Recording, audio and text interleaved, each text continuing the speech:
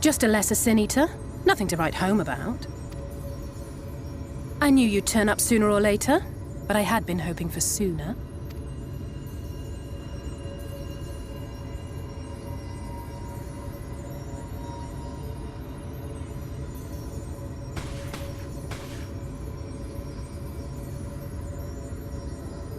How are you?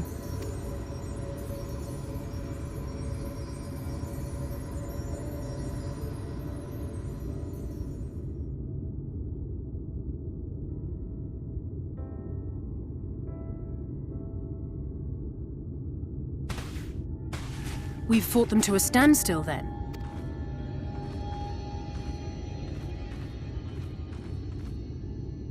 The Exarch did say that the Empire seemed to have drawn back when he last looked in on the source.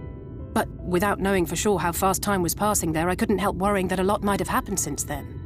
I'm heartily relieved to hear that it hasn't, just as Alphino must have been. As you can imagine, both he and Urianger were desperate to hear the news from home when I arrived.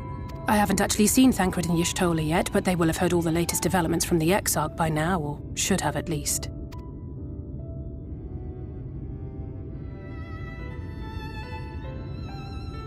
When I think of how frantic Tataru and the others must be, I want nothing more than to rush back and reassure them. But we still haven't found a way to reverse the summoning. And even if we had, we couldn't just ignore Urianger's vision. He may use 10 words where 1 would suffice, and they may often obscure as much as they reveal. But on this matter, he was as clear as day. I do not doubt for one moment that he saw what he claims. Nor how difficult it must have been to speak about them. The 8th Umbral Calamity and your death aren't exactly topics for idle conversation. As much as I might want to go home, I don't want to go home to that. We can't allow the rejoining to happen, which means we have to save the first from the Sin Eaters.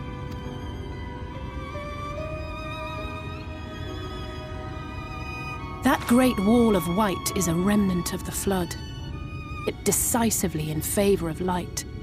From that moment, it rose and swelled with each passing day, and then, without warning, it burst forth like water from a broken dam. A colossal wave of pure light, drowning everything in its wake.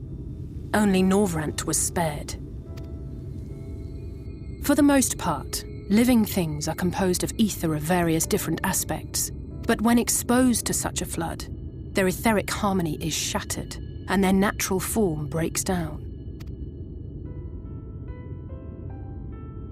Then they either perish, or are warped into mindless abominations.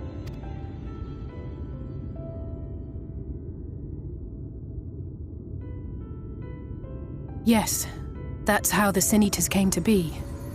They were once living creatures, or people, that were caught in the path of the flood. Once the change is wrought, there is no going back. In that instant, they are gripped by an insatiable appetite for ether, and will happily gorge themselves on any living thing within reach. But even that is not the worst of it. The stronger Sin Eaters can plant light in us, like seeds in soil, corrupting our ether and triggering the birth of new monstrosities. They are creatures of base instinct that exist only to feed and to multiply. They feel no pity, know no remorse, and are utterly deaf to reason, which is why they must be destroyed. Every last one of them.